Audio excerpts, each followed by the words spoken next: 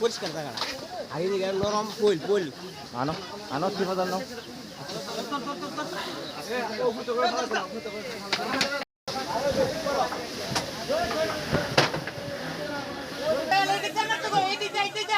রাত্রে যে উপায় আসলো না ওই যেন চুলা আর এই স্লট থেকে যে ইসার বিল ফায়ার তখন তো আমরা আইসি দেখছি বনের কুঞ্জির মধ্যে আগুন বনকুঞ্জ ওইটা বেশ বড় একদম ঘরের সঙ্গে আর ষোলো আসলো বনকুঞ্জির দ্বারা এইখান থেকে আগুনটা সৃষ্টি হয়েছে মোটামুটি মালিকের লস হয়েছে এখানে প্রচুর টেয়ার বন আটকানি বন প্রায় 30,000 টিয়া গাড়ি খরচ টরচ নিয়ে।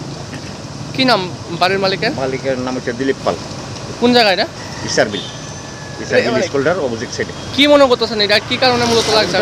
চুলা আছে 2 হাত দূরে বনকুঞ্জি চুলাটার থেকে আগুনটা সৃষ্টি মানে মনে করছি আলির কারণে চুলা তো এত দাঁড়ায় না মানুষের ঘর তুলতো 3 ফুট ছাড়ে এটা 3 ফুট হইতো না বনকুঞ্জির থেকে চুলা দূরত্ব।